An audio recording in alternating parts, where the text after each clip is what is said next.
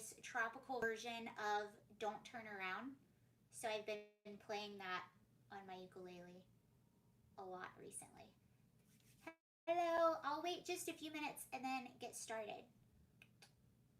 Thank you for joining. You can watch me practice my I Saw the Sign.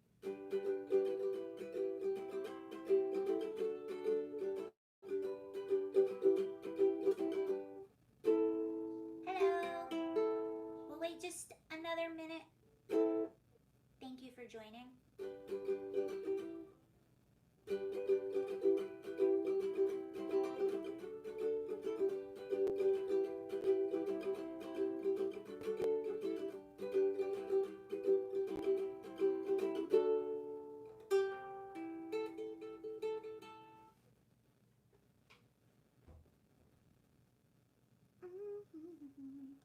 Hey guys. Okay, I'll go ahead and get started. Hi Steven, how are you? I will get started. So if you watched the video, or you didn't even have to watch my video, so Project Veritas exposed a teacher in Sacramento, I think it's Natoma County. Anyway, they exposed a teacher in Sacramento that was indoctrinating his students, right?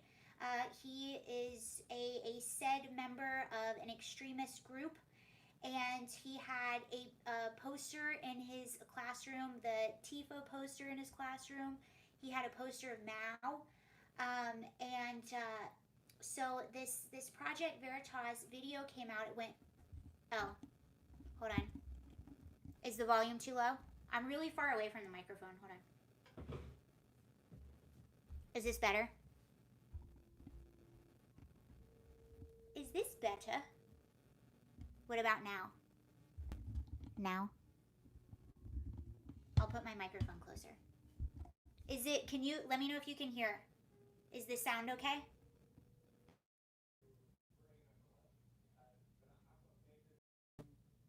Am I here? Okay, we have we've had storms. It's still low.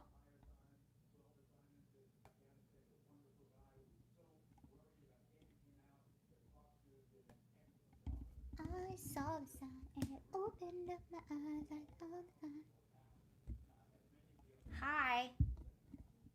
Is it still low? Can you hear me now? What about now? Okay, let me know if it's still low. Hi, Glenn. Hello, everyone. I can hear you. Thank you, Tim. Or it's not even Tim, it's TNN. I never noticed that before. So you're good here. Okay, somewhat. I just turned my microphone up. It's a little farther away. Volume is low. Jeez Louise. What about now?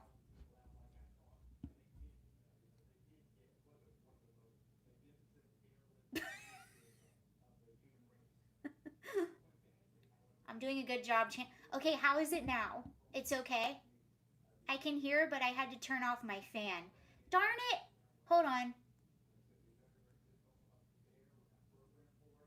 I don't know why it's so low. Maybe because I'm farther away. This is much better. Okay. Technical difficulties. I'm a blonde. Give me a minute. Okay, yes, better. Okay, great. Okay, tell me if it gets worse. I wanted to show you something. Hold on. So this teacher, it's good enough. Now it's better. Okay, good. Okay, so this teacher, if you saw the video that I made, good enough. Okay, I'm sorry. I'll make sure it's better next time. Okay. That's better. Okay, great. So this teacher that Project Veritas exposed, somebody asked me a question on the video that I made yesterday. Let me read about these school teachers. So a lot of these school teachers are being exposed for basically pushing their political ideals on their students. You have the one teacher that took down the American flag and had her her kids do the Pledge of Allegiance to the pride flag. And then just last night, I did a video about it earlier today. You had this teacher who's a member of the Tifa, and he's basically indoctrinating his kids to join in on Antifa. Well, this blew up locally. Every single local news station almost in that area was covering this, which is good. And a mother who has a child in that class, I just watched a 3-minute video of her. So her, one day they will get enough power to change the American flag to I don't know. I don't think that's going to happen anymore. I might have maybe a little while ago. So it gets worse with this teacher. So there was a mother who has her daughter, who's her senior in high school, is in this guy's class. And she made a video talking about how she pulled her kid out of class. She pulled her daughter out of his class. And in the video, she showed this. So not only does he have the Tifa flag, does he have Mao up, and he's teaching his kids he's radicalizing his kids. She showed this. Hold on, let me show it to you. She showed this in the video. Can you see? Do you see this right here? So that, sorry, my desktop is like a mess. So that is her daughter's worksheet, and that is a stamp that he puts on the worksheets. That was Kim Jong-un. Darn it, really? Oh, I don't know. Can you hear me now? Can you hear me now? I don't know why the sound is screwing up. That's... Okay, let me ask you a question. If I unplug my microphone, is it better or worse? Give me a second. How is this? Is this... We can hear you? Is this okay though? Is it better if I unplug this for right now? Or should I plug it back in?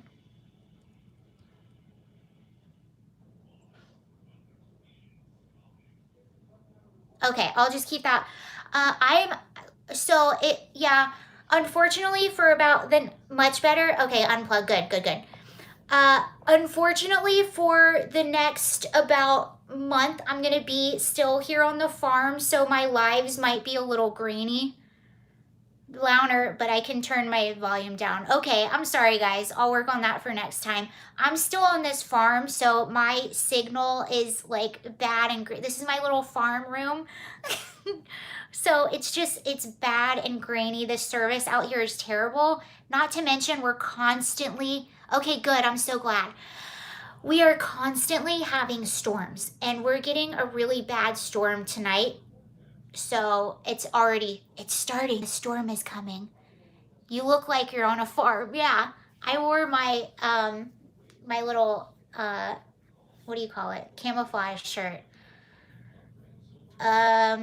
Okay, do you guys want to cry? It looks good now. Okay.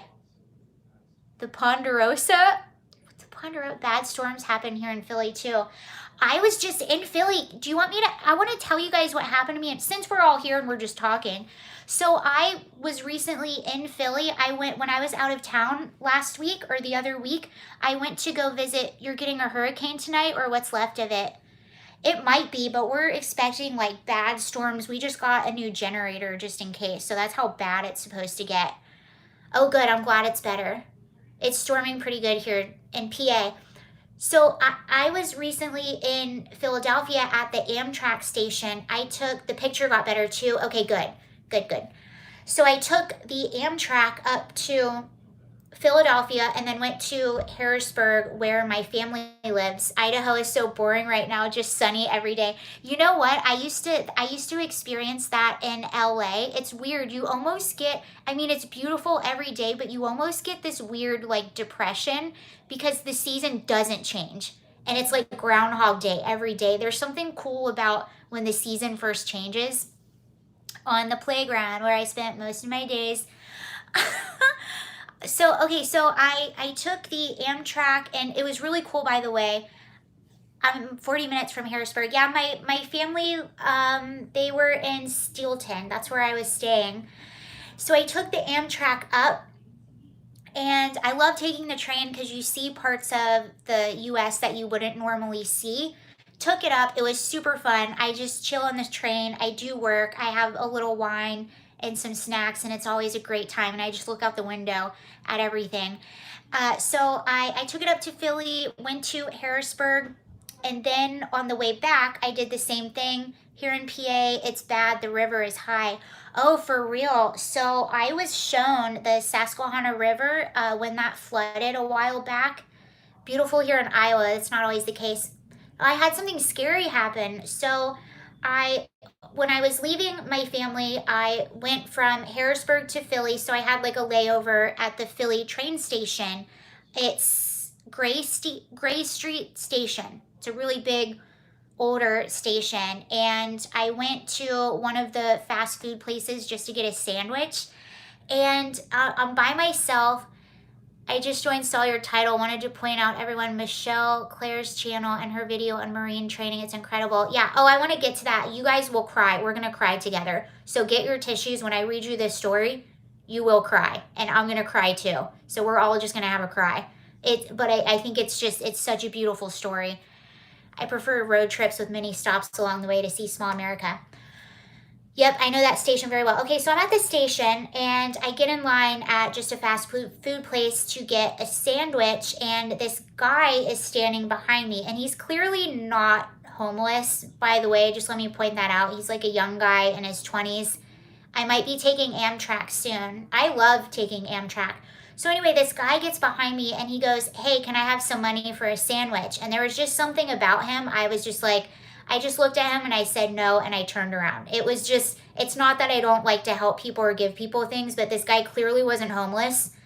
And there was just something really off about him. So I said no, I'm sorry, and I turned around, and he just stayed right behind me, and he kept saying, "What, are you broke? You don't have any money? What, are you broke?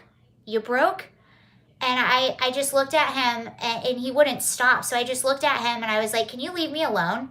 And he goes, "Well, I'm not even bothering you. I'm not even doing anything. What, are you broke?" So I just got out of line. I walked away just to get away from him. And about 10 seconds exactly. So you should be streaming more often. I really want to. I really enjoy streaming, and I want to get better at it too. So I get out of line and I'm walking away, and I would say about 15 seconds after I walked away, he ran behind me and cut me off in order to like intimidate me and scare me. So he completely cut me off to where I had to stop, and I was taken aback, and then he just ran off, and I was like, screw that. So I went, say, "Yes, I'm broke," fall back. I should have just said, "Yeah, I am broke, and this is my last $5 so I can get myself a sandwich." So I just went into they have like a little Amtrak lounge. I just paid to go up there and sit to be away from everything. But that was just so weird. People are weird, man. So weird. Okay, I'm gonna read you this story. So just everyone, just listen. It's long, but it's worth it. He's a real pest. Absolutely should have offered to ease his hunger with a knuckle sandwich. I mean, you just, when you're a girl, you just have to be careful. Was the person's name? No, it wasn't. Clarify, not homeless, appeared disheveled. No, he wasn't. Yeah, I think there was something off with him, but it was often not like it was often a creepy way. He was not disheveled at all. Tell him you're homeless. Yeah, I should have asked, no, do you have $5? So I'm going to read you this story, and I just think it's important. I read it earlier today. I bawled, and it was just really humbling, and it really put things in perspective. Okay, let me make sure I'm at the beginning. Okay, so this was what somebody posted this. Wait, did you meet Bo? No, but this is about a Marine. Someone encountered a Marine on a plane, and I want to show you what happened. So this is long, but it's worth it. And so this is what a man, I would maybe in his 50s or something. He posted this on his Facebook page, and it appears as though he's an ex-military. I don't know exactly what, but I'm gonna read it to you. Okay, so it's worth it. I promise. and just listen, and then it'll make more sense as I go along. Okay, so he says, you never know when the moment will choose you. Mary and I, his wife, Mary and I were seated in the 1A and B bulkhead seats for our flight to Salt Lake City, connecting to SeaTac as the plane loaded in Philly. We were just talking about Philly. Just a regular flight like any other. Mary and I were talking over her shoulder, and I noticed a guy in line. Coyote brown day pack with a Marpat poncho liner rolled up and lashed to the side. Khaki Vertex cargo pants, Crocs, and I don't know what some of this means, 2/5 Marines t-shirt. What stood out to me was that he was carrying a folded American flag. My blood turned cold. Mary, and I gestured toward him as he moved down the aisle somewhere in the rear of the plane. She turned around, and when she looked back at my face, she knew too. You think? I asked Mary. We'll continue. Philly is the closest airport to Dover AFB. I replied. Mary and I sat in silence, staring at each other for a few seconds, and then she said, I'm going to take his seat and send him up here. He needs you, Chuck. Whew. Before I could even reply, she was out of her seat and moving to the rear. A couple minutes later, this Marine is standing next to me, and he says, I was told to report to the bulkhead. Hey man, I'm Chuck, have a seat. We shook hands. Long story short, this Marine was a company gunny in the 2-1 Marines and had just escorted 10 of his men to Dover AFB. Platoon Marine, okay. He was on his way to Pendleton after being relieved by other escorts to take his fallen Marines to the various places of intermittent. Sorry, I didn't know that. We talked and I listened. This was his 6th deployment, and he worked Abbey Gate with his Marines for the past couple of weeks. The things he saw at that gate are indescribable. He called it playing God as they plucked at-risk Afghans. Next one. Out of the crowd. He was the Marine captured in a meme giving children drinks of bottled water. So I don't know if you saw this, but there was this video that went viral, and it was of a Marine in Afghanistan giving bottled water to kids. And it was one of those videos that you could watch 1,000 times. The kids were just overjoyed to see him. He was playing with them and basically making their day. Hey, Kelly. So this is this Marine that he encountered on the plane. He was still in shock. His hands were still stained from Moscow. You guys tell me what that is. The weight of the flag on his lap was almost overwhelming to me as I sat next to him. I struggled with my own emotions as I got him fed and a cold beer and some water. And then I let him rest. He was so impossibly tired. Misha and I looked after him while he slept. So this guy was on a plane with a service dog. Misha is the service dog. Misha and I looked after him as he rested and slept. After we had been flying for a couple of hours, he woke up to go to the bathroom. He got up, still clutching the flag. Then he turned and looked back at his seat and then at me, questioning. I nodded that it was safe for him to leave it. He set the flag on his seat and went to the bathroom. Now I was alone with the flag that had been over the coffin of a C-17 hours earlier, the symbol of it all. The whole damn 20 years sat next to me, and I couldn't hold the tears back anymore. I texted my Marines, Jake and Paul and others, and told them that fate had put me a ranger buddy night. My thoughts were with the gunny. It hadn't hit him yet. Mary and I could see in his eyes he was running on autopilot. Where do we find such men? I checked with Delta to see if there was a late flight from San Diego to Seattle, but the last flight of that night had gone. So going the rest of the way to San Diego so he wouldn't have to be alone was out of the question. As I would be stuck there till tomorrow, I made sure that he had transportation at his unit waiting to him as soon as he got home. I'm writing this not to virtue signal, but to remind everyone that outside of their life and its problems, there are men holding the line, doing what must be done no matter what. While my family stands down a hurricane and there is nothing I can do to help them tonight, God put me on this plane with a lone Marine carrying the weight of the world on his shoulders. And Mary, my wife, made sure that at least for a couple of hours on his journey, he wouldn't have to bear the weight of the flag alone. And I love her for it. Oh, this is where I cry. Misha showed the love that only an animal trained to serve, and I'm grateful for both. Sitting in 1A wasn't the mission I deserved, but it was the mission I needed for tonight. And I'll show you a picture. So this is a picture. I know, me too. This is a picture of that flag when he went to the bathroom.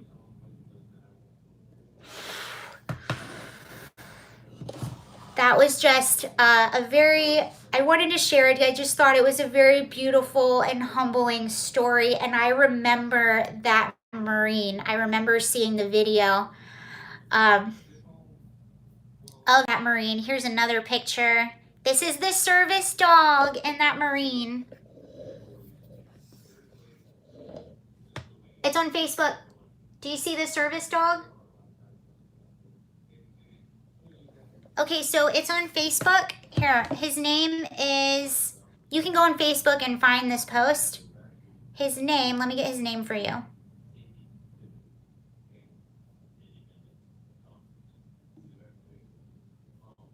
Hold on 1 second. Whew. Yeah, I'm actually better because I've read that several times. So his name is Chuck Pressburg. So Chuck, regular spelling, Pressburg, Chuck Pressburg. And then you can see the whole post. That really, really got to me. And especially because I remember that exact Marine and how cool his interaction was with the kids and how excited they were to see him. And just, you could tell that he was just a great person. And to just imagine going through all of that and carrying that flag and going on a plane by yourself and all of a sudden being alone and traveling by yourself. I remember having a death in the family, and damn, I'm tearing up. This is a great story. Thank you. Yes, it really, I feel like all of us have this past year and a half or however long we've been through this. Wish people felt that way about me. I'll feel that way about you, John. I feel like we've all been through so much this past year and a half or however long, and we've all had different struggles for different reasons. And I think it's so easy to get caught up in your personal struggles.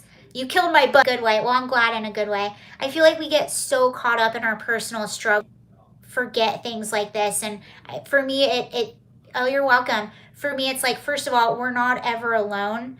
And secondly, it really puts things in perspective, I think. So I had a video that I made earlier today reading, and I was bawling. And I just was so embarrassed because everywhere I went, you could, like, my mascara was just like, I was bawling. But I really like that story. And there's still, like, really good and really brave people out there, which I think is just awesome. Didn't kill my buzz, still made me sad. Oh, don't be sad. I think it's just humbling, I think. And yeah, but Chuck Pressburg, if you want to find him. I love that story. Ugh. Have you ever seen Taking Chances? A story of a Marine escorting another Marine home from Dover, and I think it's really well done. No, I don't, but Taking Chance, thank you for letting us know. I also remember, too, like, when you go through so much. I mean, I remember when my dad passed away, which is nothing compared to what these Marines go through, but I remember when my dad passed, for so much was happening in the week that he passed and afterwards. The worst part almost wasn't even going through it. Sometimes the worst part was after, when you're just alone and everything else is normal around you, but you don't feel normal and you just went through something crazy. I just imagine that's what it felt like for that Marine, or something along those lines, traveling, clearly not even close to the extreme of what he'd been through, but just that odd feeling of being in shock. Kelly here too. Oh, thank you. It happened a long time ago, but it's just weird traveling. Lance, who's in Scotland by chance. Whew. Okay. So, oh, also, since we're talking about this, I wanted to say this. I don't know if you heard the story. There was a mother that met Joe Biden, and she had some words for him when she met him, and she was, yeah, that's when it really hits you. I always tell people it's almost not when you're going through it, because you're still on autopilot, you're still in shock, you're just going through the motions and doing what you have to do. It's like it's afterwards when everything else goes back to normal. That's when it comes, and that's when it hits you. Um, so there was this, Buzz Lightyear is here. Hello. There was this mom who, so a few of the families, I don't want to say a lot, but a few of the families that met Biden, yes. A few of the families of some of these fallen soldiers that met Biden afterwards were really unhappy with the way, with his demeanor. They saw him checking his watch. It wasn't just the one time or two times, which is what we saw on camera, but these families, according to them, it was a lot of times. I think one dad counted up to 13 times that Biden was checking his watch. And one mother, when she met Biden, she had some words for him, and then she expressed her anger over Facebook, and Facebook banned her. I believe she was banned on Facebook and Instagram after that. They did reinstate her and said it was an accident, but we really know what that was. At least they reinstated her, but that just was pretty wild. And a lot of people, I think she's Riley McCollum's mother. Yes, that's whose mom she was. They did reinstate her. They said it was an error. I don't think it was an error, but at least they reinstated her. But I, on a personal note, let me know what you think, but I almost think that Biden checking his watch, yeah, that was pretty low. It sure was, Kelly. I almost think Biden checking his watch was more of him. I hate to say I think he's just very incompetent, and I think a part of him probably couldn't look those families in the eye, and it had to do with maybe some guilt. And I know a lot of people will be like, oh, he's not guilty, he did it. But it's one thing to make a decision, it's another thing to look people in the eye. What did she say about him? She was very upset because he wouldn't look her in the eye, and when she was talking about her son, he cut her off and started, tell me what Alyssa Milano said. When she was talking about her son, he cut her off and started talking about Bo. And for her, she felt that was really disrespectful. And she said, this isn't about you. This is about me and my son. So stop making it about you. And she was very angry over that. It's true, he looked at his watch every time a coffin was brought out. That's what the parents are saying. She said Biden rolled his eyes. Yes. And I think some of that is, he probably can't face these parents. I mean, no one, and that's the narrative that they're saying now. So now the narrative is Biden is a great president. You said he was incompetent. I think Biden really has bad dementia. Yeah, I think it's a combination of oh, I do look grainy. He's really just, he has dementia. He's not all there. And a true president wouldn't let it happen. Yeah.